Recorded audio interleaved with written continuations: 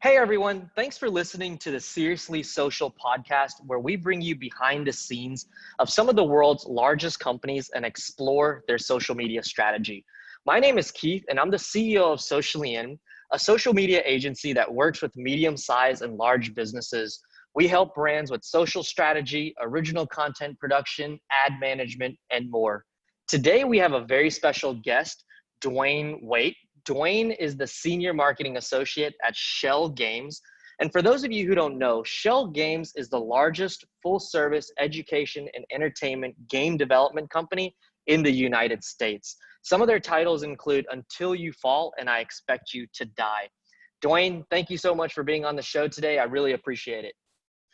Keith, thank you so much for having me. I'm thrilled to be on Seriously Social, and I'm excited to talk about social media and what we're doing. Yeah, thank you. So I just want to kind of kick off our conversation by asking you about yourself. How did you get into the field of marketing? How long have you been doing it? How long have you been at Shell? Just a quick background of yourself. Okay, yeah. So I've been fortunate that I've been a part of the marketing industry since high school. I studied marketing in high school in Pittsburgh. We're in Pittsburgh, Pennsylvania right now, so born and raised. I did a bunch of marketing classes, organizations in high school, move on to college, went to Elon University, their Love School of Business, and there I really kind of found how social media and how communal consumption can really spread information and create advocates and ambassadors for different brands and different thoughts and Mhm. initiatives. Like in 2007, 2006, I was a sophomore in at Elon, and I wrote about the blogosphere and how people were churning thousands of blogs a year, and I thought that was going to be a really big deal in terms Wow. of citizen journalism.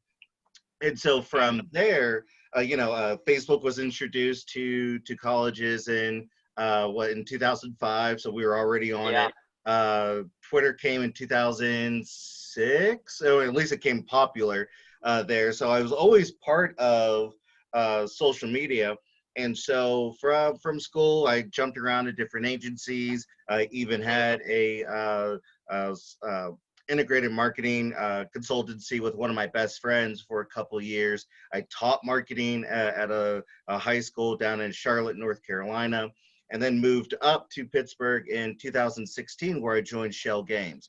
And so Got whenever it. I joined Schell Games, I initially joined to help create a more cohesive social media marketing strategy, because there was just one marketing person at a time at that time. And so I was employee number, I think, 99, and Oh, joining wow. there were then two marketing people. So we doubled the department in Nice. 2016. And so just cleared my 4-year anniversary at Schell Games, and now we're proud to say that we have 5 people in our marketing team, looking to add more in the next couple of years. And yeah, they're now not just social media is not part of my, not just part of my Right. responsibility, but I also lead the influencer marketing initiatives at Schell Games, and helping out with marketing strategy for all of our original games and how we position the company. Got it. Awesome. Now I want to touch a little bit on that influencer marketing piece here in just a second. So I want to ask, what does your day-to-day look like? I imagine it's because it's a game company, an entertainment company, that coming into work every day is probably very fun. Can you talk a little bit about what your day-to-day consists of? And I'm sure it's not the same. It's never the same. Yeah. So before this whole pandemic, COVID Right. 19 hit, I was my lead activity was a trade show and events, and Mm, showcasing, like you said, Until You Fall, our virtual reality sword fighting game. We were bouncing around across the country. I was in Seattle for PAX West. Then I was in DreamHack Austin in Texas for DreamHack Austin, or yeah, I think, yeah, DreamHack Anaheim, excuse me. That went Mm-hmm, down mm-hmm. from Seattle to Anaheim, then to PAX East in Boston. So we were just all over All the over. place. And then COVID-19 hit, and then boom, there's no stop, or there was a no traveling. Yeah, right. So from there, from March on, we focused on some virtual events. We meet regularly with our community marketing team about different bugs, different feedback.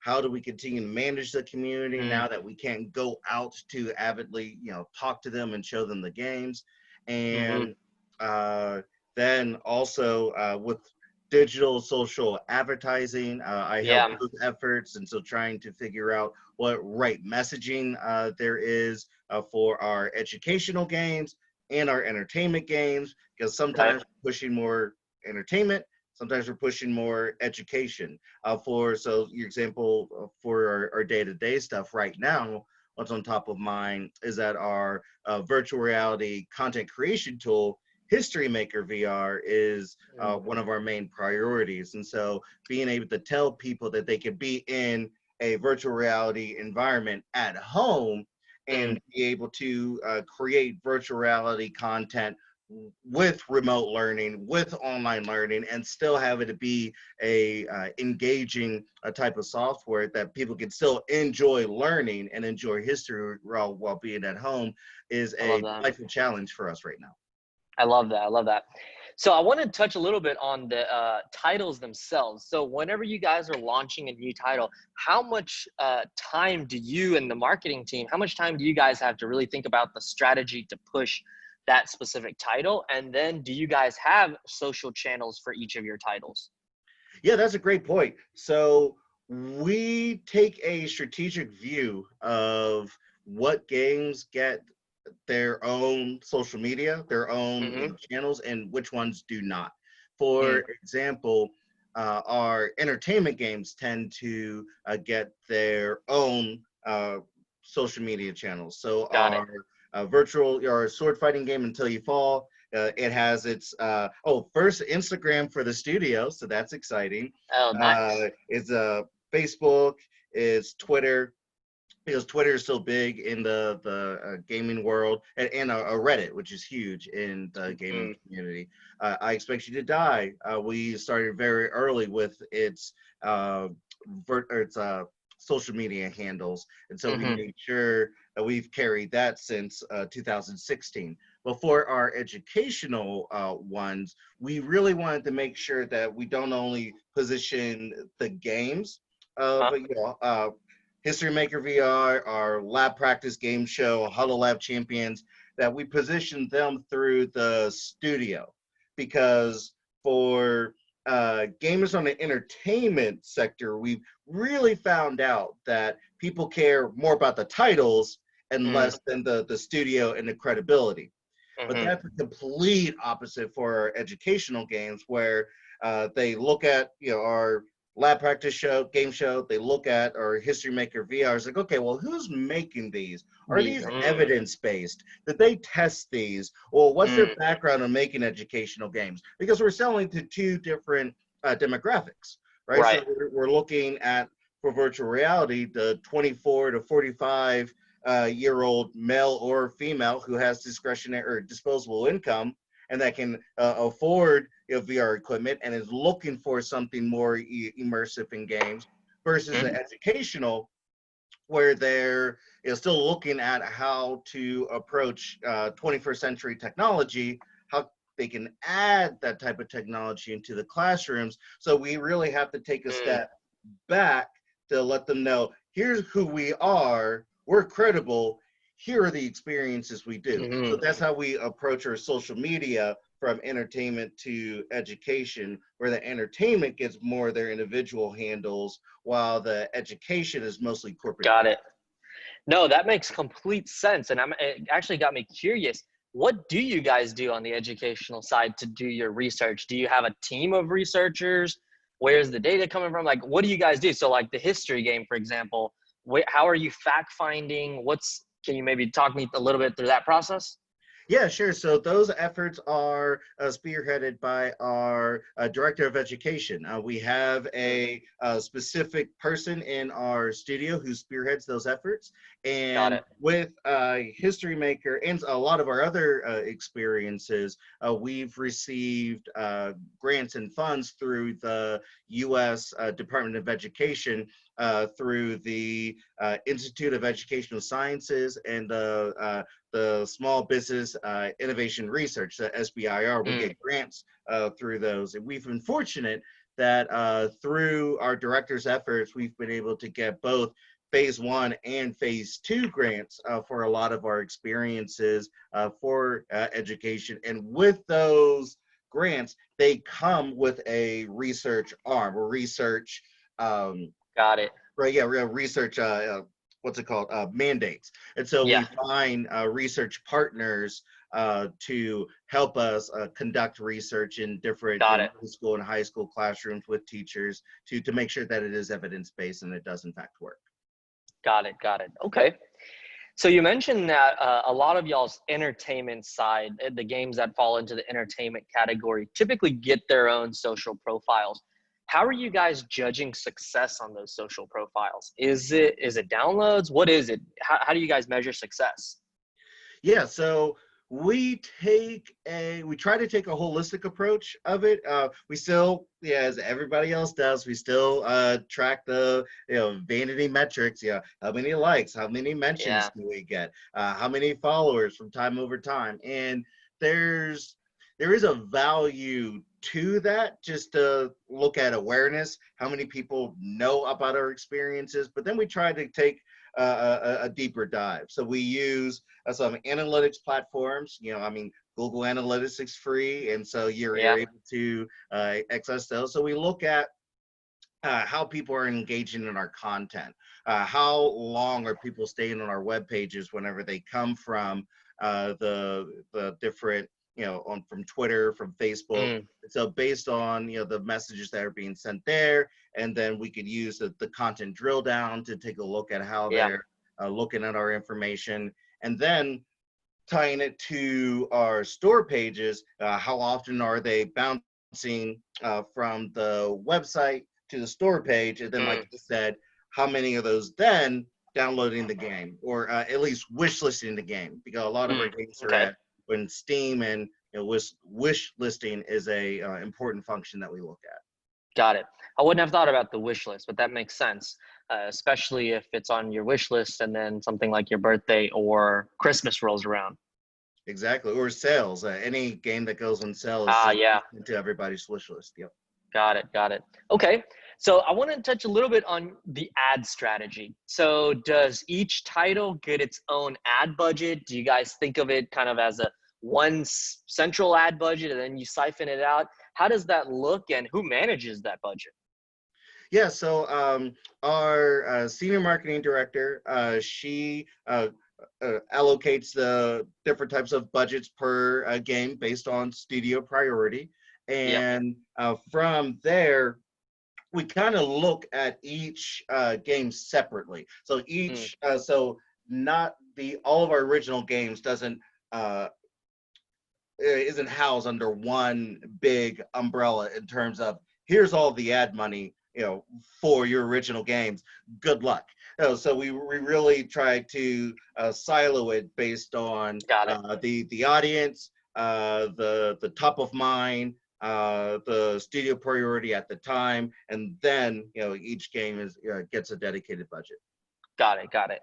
And so I want to dive a little bit deeper into that for our listeners who might be in a similar situation where they have different products. I want to ask a technical question. So do you guys keep a separate ad account per game? So to mitigate against the risk of getting banned, if one account gets banned, then all of them get banned? Are you running the ads through one central ad account? How's that structure look?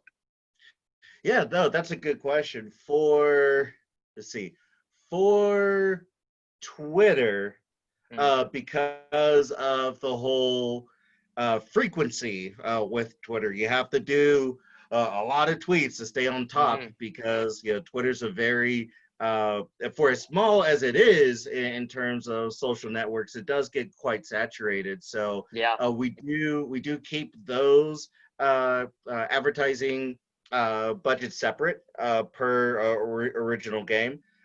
For Google Ads, we do a lot of Google advertising, and that stays under the corporate account. And each game has different campaigns Got it. associated with that, and that's been fine. The same for Facebook. Okay. Facebook is per. Oh, I'm sorry. Facebook is similar to Twitter. That each game has its own budget, or each campaign according to their page. So all of them are able to be different. Got it. Okay. Well, thank you. That's helpful. Yeah. So you mentioned that you guys have a department of 5 people in marketing. It seems like you guys are a big company for such a small marketing department. How are you guys managing everything? Is a person dedicated to content? Do you guys wear multiple hats? Maybe can you help me understand your team's dynamic? Yeah. So we do a little bit of everything. That's what I So figured. we got, yeah. So one day, so we have a community marketing specialist that's really taking the lead in trying to figure out the whole sentiment in our different communities.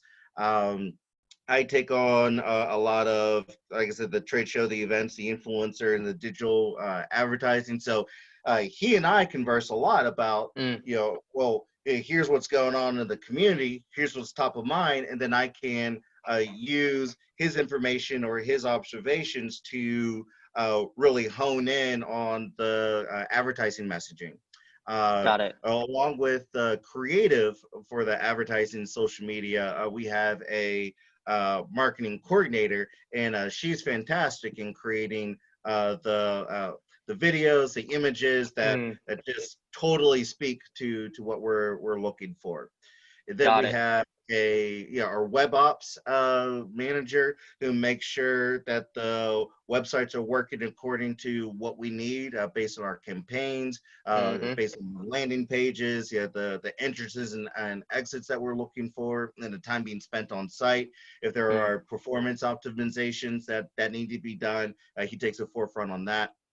And then our senior director, she sets the strategy for everything that needs to go on, and then she takes the forefront of being our public relations liaison to got it. some of our external parties and some of the internal parties that need to be reached out to.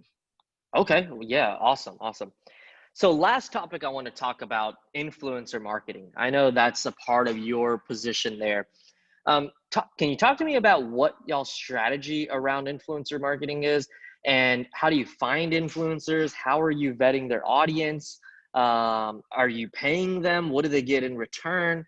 Maybe if you can just talk a little bit about those 3 topics. Yeah, so we have noticed that as a lot of other lifestyle and tech companies have figured out that with Generation Z and Generation Y, our millennials, that we need to look at more than just our traditional media and advertising. And Mm, we came to take a look at how content creators on YouTube, Twitch, Facebook, that they are playing different games. And not only do people or the consumers like to watch the type of games that they're playing, but they project to be like, well, if so and so likes that game and I mm, like them, I might like that game. And so uh, for us marketers, I was like, okay, well, if we want them to play our game, we need that content creator to know about our game. And so we have invested in a influencer marketing platform that can curate content creators from what's it called, from YouTube, Instagram, TikTok, okay. uh, Twitch and Twitter. And so we use different keywords, lookalikes to try to get a good list of content creators to reach out to and to have them play our games. And Interesting. so Do you mind you sharing that tool? And you don't have to. oh yeah, we use Grin. Okay. Yeah, we've been a big fan of them. Yeah. Awesome. Awesome. Yeah, I'm familiar with Grin. They're a great company. Okay, and then last question. I want to ask you personally, where do you spend most of your time? Are you a TikTok guy? I know where you're on LinkedIn because that's how we connected. Where do you spend most of your time? Man, yeah, I'm a big fan of LinkedIn because I'm a nerd, and so I can search tags of marketing, consumer behavior, and insights, and behavioral economics, and see what people are talking about and what's top of mind for different people. Um, I occasionally go down the rabbit hole of TikTok just because some of Same. the information is just it's like some of the creators are amazing, Yeah. and you just figure like with 20, 30 seconds, like how long does it take you to do these things? Oh And yeah. so yeah, and then what I like, and I think it goes back to my background in consumer behavior. I love finding niche apps Mm, that kind of create a tribe-like mentality. So, for example, Nike Plus. mm. I'm not personally on Nike Plus, but I think that the way that they can curate people based on a brand and what they offer. I think that's fantastic. I agree. I run, same thing. Strava, same thing. Like I remember talking to somebody. It's like, oh no, like I put all of my, God, I'm a runner and a whole fitness addict, and I put all my runs on Strava, and they were like, oh, Strava, oh, you must be Yeah. serious. Like, oh, you know what? Yeah, I am Yeah. serious. Like, what's up? So you build that cred, and Yeah. it's fun because if you find somebody else in Strava, you're like, oh, they're serious too. So Yeah, yeah, yeah. I like Now that I'm with kind of you stuff. on the. I like the apps that build kind of this community environment. Also, Yeah.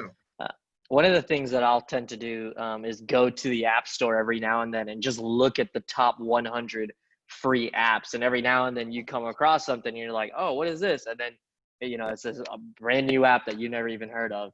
I totally do that too. That's why I downloaded Triller. I was like, what the heck is I this was gonna Triller say thing? that. Yeah. Yeah, yeah. Yeah. Awesome. Well, Dwayne, thank you so much for your time. This was a great podcast. I'm sure our listeners got a lot of value from it, especially because you're in a space where we haven't had an entertainment company come on. So thank you so much for your time. Oh, no, no problem. Thank you for having me. And if you guys, here's how you spell Schell Games. So please Yeah, take a look at everything that we're doing. And yeah, absolutely. thank you, Keith, for having me. Absolutely. And I'll have all of the links in the YouTube description. So definitely check them out. Good stuff. Take care, All man. right.